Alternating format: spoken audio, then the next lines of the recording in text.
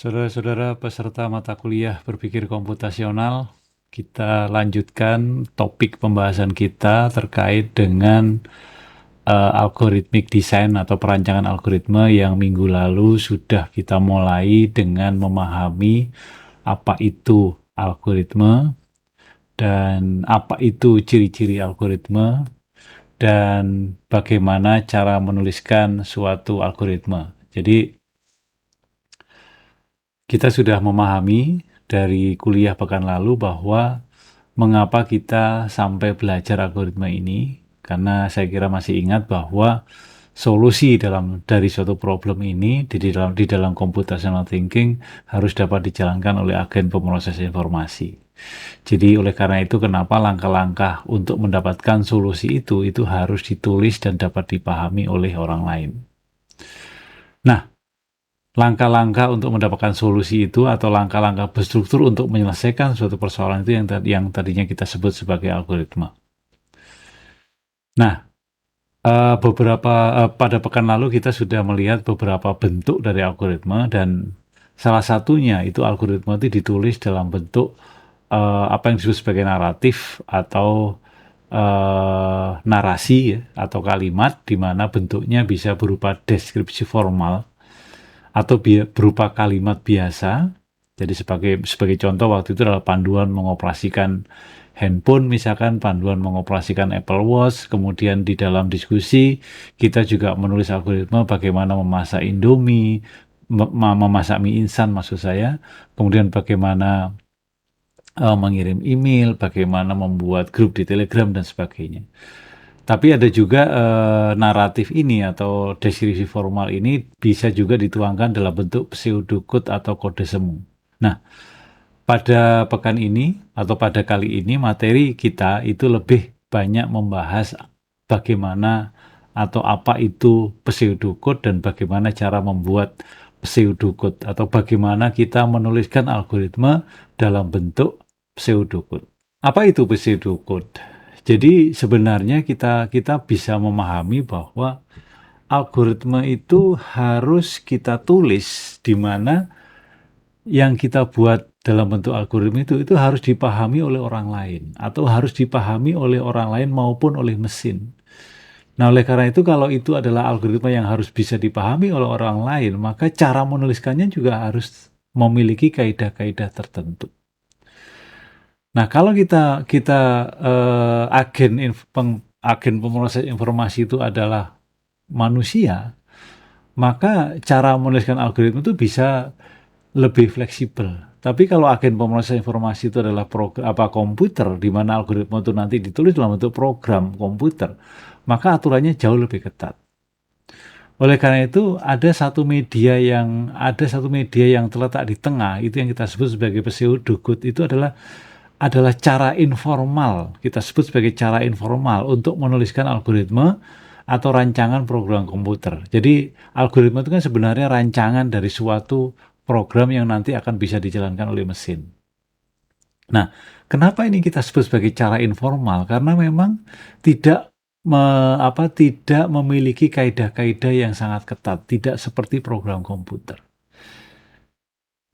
Nah, tujuannya apa? Tujuannya adalah untuk mendapatkan ide secara cepat atau juga memudahkan membaca algoritma. Jadi, supaya algoritma itu bisa mudah dibaca, maka ditulis dalam bentuk pseudocode tanpa menggunakan aturan grammar yang ketat. Jadi, tidak memiliki aturan-aturan yang sangat-sangat ketat seperti program komputer.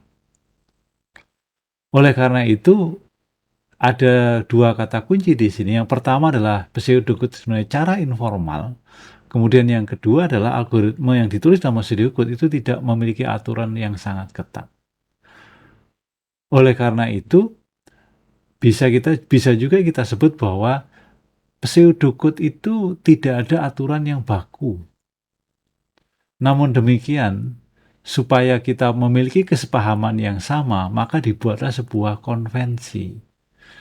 Nah, konvensinya bagaimana? Itu bebas saja menurut kita saja. Nanti saya tunjukkan bagaimana salah satu bentuk konvensi yang sudah kita buat. Kalau kita bandingkan, misalkan antara formal description, jadi algoritma yang ditulis dalam bentuk naratif, dalam bentuk formal description atau deskripsi formal, kemudian dibandingkan dengan pseudocode, itu seperti slide ini. Jadi kita ingat algoritma untuk atau algoritma Euclid untuk menentukan pembagi persekon terbesar dari dua buah bilangan bulat. Maka kalau kita buat dalam bentuk deskripsi formal atau formal description, itu ada input yaitu dua bilangan bulat A dan B, kemudian outputnya adalah adalah G, atau itu adalah greatest common divisor atau GCD, atau dalam bahasa Indonesianya adalah FPB. Kemudian proses komputasi atau prosedurnya adalah seperti langkah 1, 2, dan 3. Ini adalah deskripsi formal, di mana dengan menggunakan bahasa yang baku, orang lain akan bisa mengikuti ini. Nah, ada lagi cara, yaitu dalam bentuk pseudocode seperti yang saya tulis sebelah kanan. Ini adalah salah satu contoh bentuk pseudocode. Nanti kita bahas satu persatu bagaimana, apa maksud dari setiap instruksi ini. Ini hanya untuk menunjukkan saja bahwa pseudocode itu mirip kode pemrograman sebenarnya, mirip, bukan sama tapi mirip, dan lebih singkat.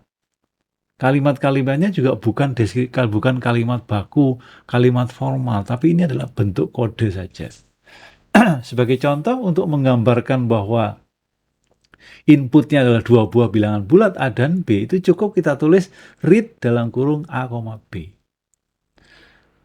Nah, kenapa demikian? Nah, inilah yang kita sebut sebagai konvensi. Jadi konvensi untuk menyatakan bahwa inputnya adalah dua buah bilangan bulat A dan B, maka cukup saya tulis read dalam kurung A, B.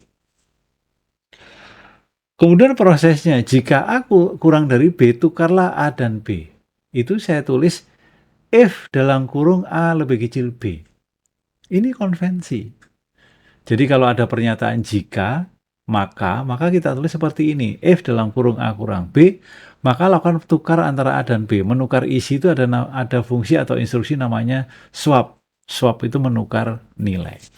Demikian seterusnya sampai ke bawah. Nanti akan kita bahas. Jadi ini kira-kira model atau bentuk dari pseudocode ini. Kita sekarang masuk ke dalam pseudocode ini. Kita detailkan.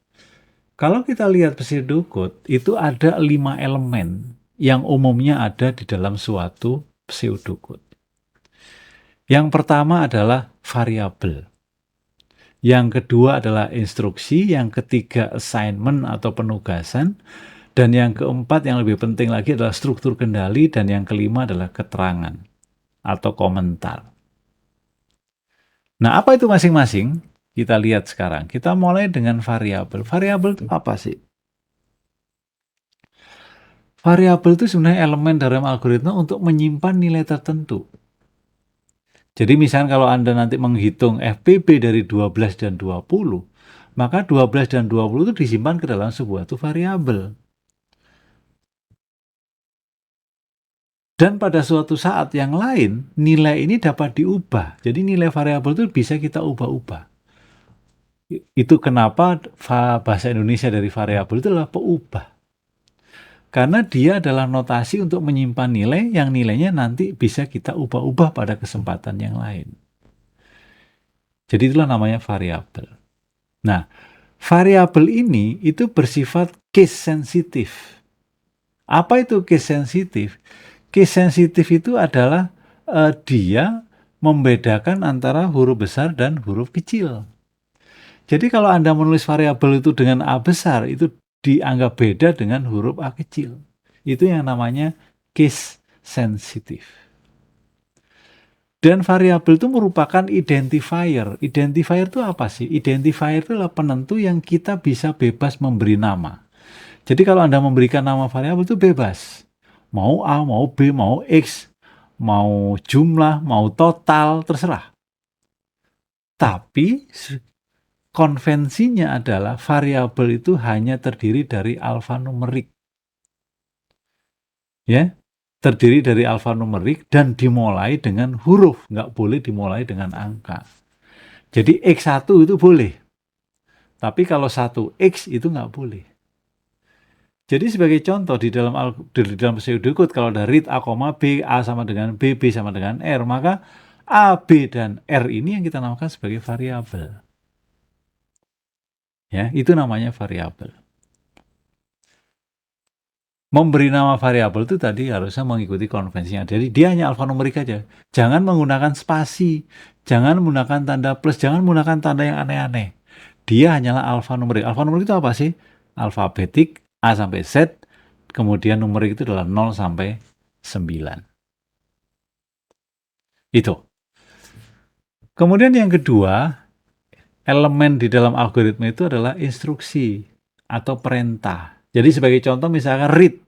Read itu adalah digunakan untuk membaca atau memberikan nilai ke dalam variabel. Jadi kalau read dalam kurung A, B itu artinya memberikan nilai ke dalam variabel A dan B. Terserah berapapun nilai yang diberikan. Itu adalah instruksinya adalah read.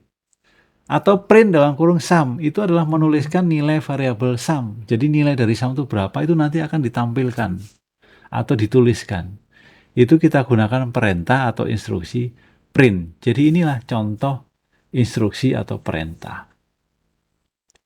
If itu juga perintah. While itu juga perintah. Ya. Itu adalah elemen yang kedua dari suatu algoritma. Kemudian elemen yang ketiga itu adalah assignment atau penugasan. Assignment itu banyak kaitannya nanti dengan ekspresi.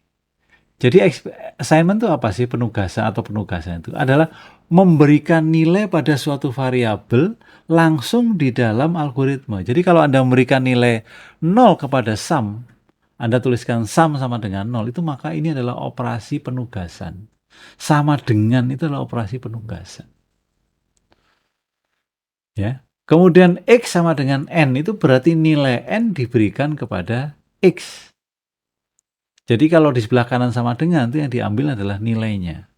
Tapi kalau yang sebelah kiri itu adalah variabelnya. Jadi X sama dengan N, itu artinya nilai N diberikan kepada X. Bukan diberikan, tapi disalin ke dalam X, variabel X. Nilai N-nya sendiri nggak berubah. Atau sum sama dengan sum tambah X, itu nilai. Jadi kalau sebelah kanan sama dengan itu nilai yang diambil. Jadi nilai dari sum ditambah dengan nilai dari X diberikan atau disalin ke sum lagi. Jadi kalau tadinya sum sama dengan 5, X-nya sama dengan 2, maka sum yang sekarang menjadi 7. Karena sum yang tadi adalah 5, ditambah X-nya 2, 5 tambah 2, 7, maka sum yang sekarang yang tadinya 5, sekarang menjadi 7. Nah, sum ditambah dengan X itu merupakan sebuah ekspresi. Jadi ekspresi apa? Ini adalah ekspresi penjumlahan atau operasi penjumlahan. Jadi seluruh operasi aritmatika itu kita sebut sebagai ekspresi. Dan itu akan menghasilkan nilai. Jadi sum tambah X itu ekspresi. Sum dikurangi X, ekspresi. Sum dibagi X, sum kali X, dan sebagainya. Itu semua adalah ekspresi. Nah, sebelum melanjutkan dengan dua elemen yang lain, saya berikan contoh perbandingan. Bagaimana misalkan ini adalah contoh sederhana. Contoh sederhana ini apa? Yaitu algoritma untuk menjumlahkan dua buah bilangan. Jadi kalau 5 tambah 2 hasilnya nanti 7. 10 tambah 3 hasilnya 13. Nah, bagaimana kita buat algoritmanya untuk menjumlahkan dua buah bilangan itu? Caranya seperti ini. Jadi kalau kita gunakan formal description, itu tentunya inputnya adalah berupa dua buah bilangan A dan B. Ya enggak? Dua buah bilangan A dan B. Jadi dua buah bilangan A dan B itu sebagai input. Kemudian outputnya hasil penjumlahannya. Atau penjumlah bilangan A dan B itu nanti kita simpan misalkan dalam variabel bernama sum. Kan Anda sudah kenal variabel itu apa. Perhitungannya apa? Jumlahkan A dan B dan simpan ke sum, kemudian tampilkan nilai sum. Itu adalah formal description. Kalau dengan pseudocode, input dua buah bilangan A dan B itu kita ganti dengan read dalam kurung A, B. Kemudian jumlahkan A dan B dan simpan di dalam sum, maka kita bisa tulis sum sama dengan A tambah B.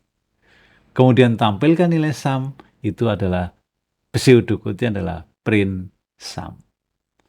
Jadi ini adalah pembuatan sebuah algoritma yang sangat sederhana, yaitu menjumlahkan dua buah bilangan. Yang sebelah kiri menggunakan formal description, yang sebelah kanan menggunakan pseudocode atau penulisan algoritma secara informal dengan mirip-mirip kode pemrograman. Mudah-mudahan dari sini kita sudah bisa paham ada 3 elemen pertama dalam algoritma pseudocode tadi. Yaitu pertama adalah variabel. Jadi di sini di dalam pseudocode algoritma menjumlahkan dua bilangan. Di sini ada 3 variabel, yaitu A, B, dan sum. Kemudian instruksinya apa? Ada instruksi di sini, ada read, ada print. Kemudian assignment-nya atau penugasannya apa? Itu ada ekspresi sum sama dengan A tambah B. Jadi nilai A tambah B itu disimpan ke dalam variabel bernama sum. Maka ini adalah operasi penugasan atau assignment. Jadi 3 elemen pseudocode itu ada di dalam algoritma ini. Kemudian kita masuk ke algoritma yang penting, yaitu yang elemen algoritma yang sangat penting itu yang keempat ini adalah struktur kendali. Apa itu struktur kendali? Jadi sebenarnya kita sudah paham bahwa namanya algoritma itu adalah dia diproses secara sekuensial. Maksud dari secara sekuensial itu runut dari atas sampai ke bawah satu persatu. Baris pertama diproses, kemudian pindah baris kedua, pindah baris ketiga, pindah baris keempat, dan seterusnya. Namun demikian, kita juga bisa mengatur. Misalkan dari baris 1 langsung loncat ke baris 5.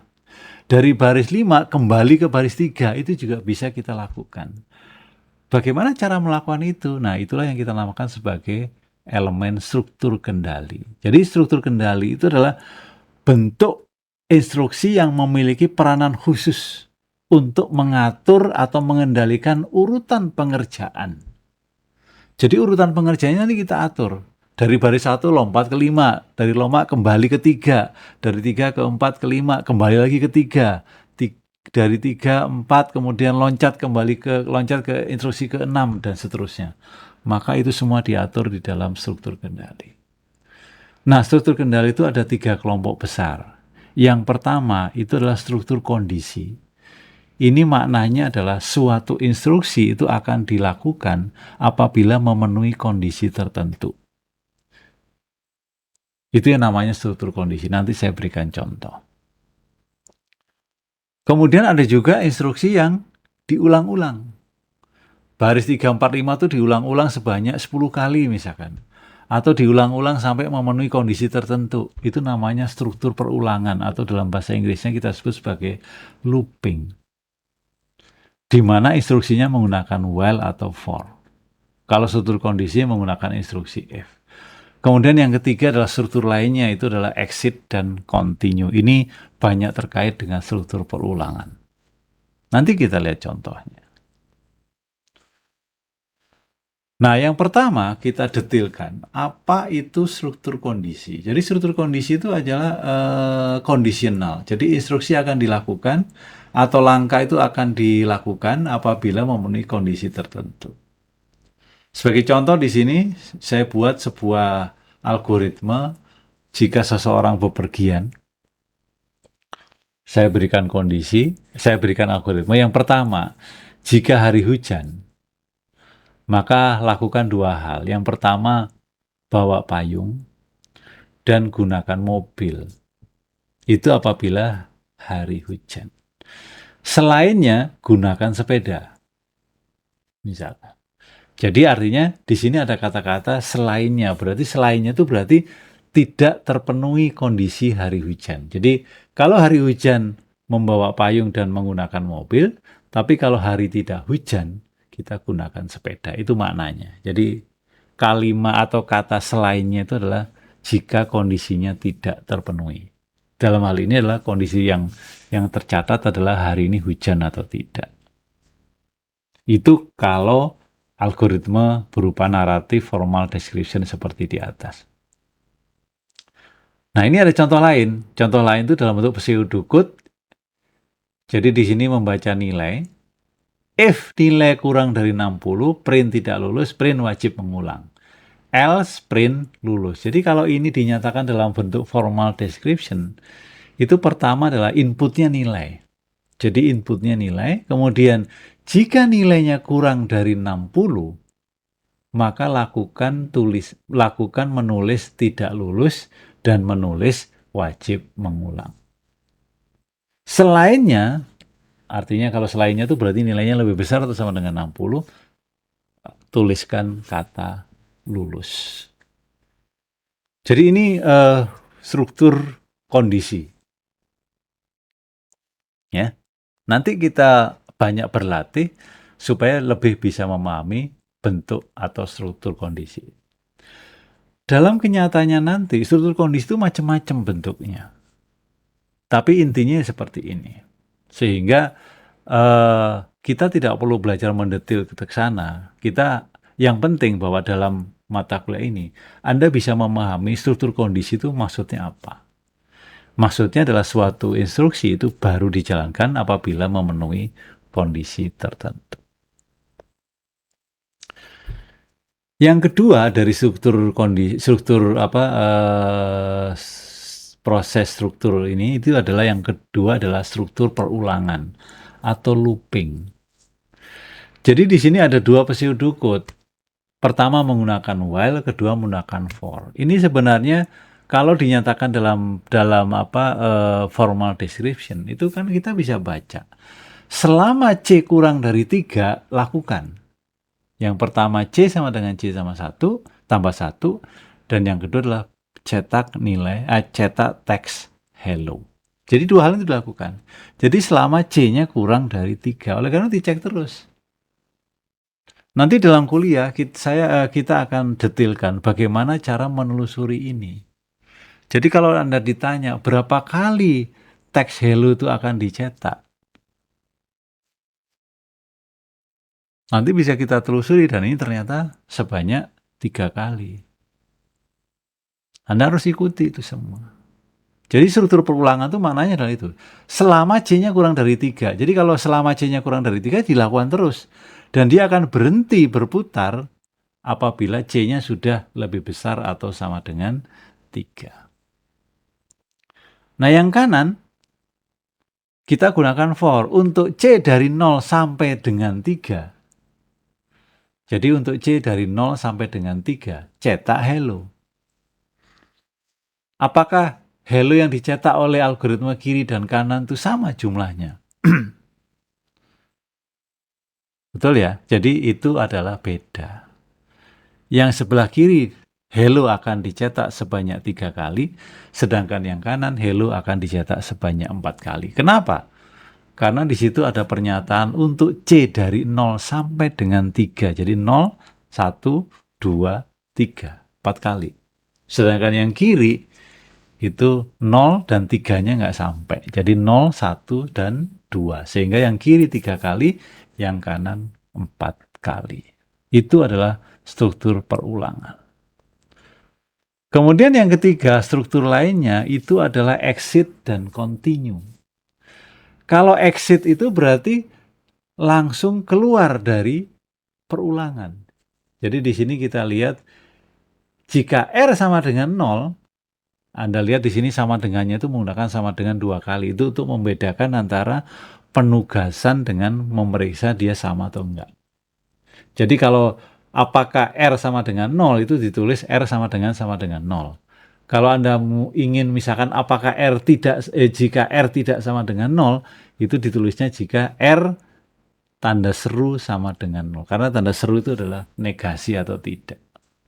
Jadi ini artinya kalau R-nya sama dengan 0, maka exit. Kalau sudah exit, berarti baris A sama dengan B dan baris B sama dengan R itu tidak diproses. Dia langsung keluar dari looping sehingga langsung dia mencetak nilai B. Itu kalau exit. Jadi kalau exit itu keluar. Beda lagi dengan continue. Nanti ini kita detilkan pada saat kuliah langsung. Yang penting Anda paham saja bahwa kalau continue, jadi jika if A lebih kecil sama dengan 13, jadi jika A lebih kecil dari atau sama dengan 13, continue. Continue artinya apa? Langsung balik ke atas. Langsung balik ke while A lebih kecil 15. Jadi ingat ya, kalau exit langsung keluar, tapi kalau continue langsung balik ke atas. Jadi dimulai lagi dari A sama dengan A tambah 1 dan seterusnya. Itu struktur lainnya.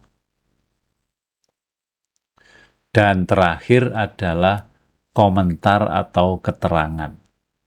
Ya, komentar atau keterangan. Jadi komentar atau keterangan ini adalah sebenarnya catatan tambahan. Ingat itu, catatan tambahan. Yang dituliskan ke dalam algoritma. Jadi ini sebenarnya catatannya tambahan aja dan ini tidak akan berpengaruh kepada proses algoritma. Jadi sebagai contoh yang kanan itu, bagaimana cara menuliskan keterangan itu diawali dengan tanda garis miring bintang dan diakhiri dengan bintang garis miring. Itu artinya sesuatu yang berada di dalam daerah garis miring bintang dan bintang garis miring itu adalah keterangan dan itu tidak akan dilakukan apa-apa di dalam algoritma. Atau kalau keterangannya hanya satu baris bisa diawali dengan tanda garis miring 2 kali. Jadi sebagai contoh ini ada tulisan algoritma mencetak teks hello menggunakan struktur while. Itu adalah keterangan. Kemudian C sama dengan 0 garis miring 2 kali inisialisasi itu sebenarnya keterangan untuk menunjukkan bahwa instruksi C sama dengan 0 itu kita sebut sebagai inisialisasi. Jadi itu keterangan. Selain itu algoritma ya kita proses.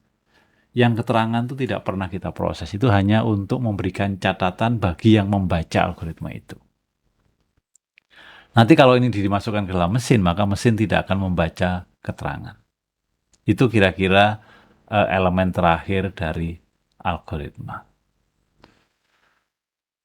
Saya kira itu adalah materi terkait dengan pseudocode itu dan nanti kita detailkan pada saat kuliah. Jadi bagaimana kita membaca pseudocode ini dan bagaimana menelusuri pseudocode sampai mendapatkan hasil atau mendapatkan output yang diinginkan. Nah, sebagai bahan diskusi yang lain itu nanti juga Anda siapkan dari rumah atau sebelum kita kuliah Anda persiapkan dulu. Yang pertama adalah ini adalah algoritma bebek coklat. Tolong ubah menjadi dalam bentuk pseudocode. Ini yang pertama. Yang kedua,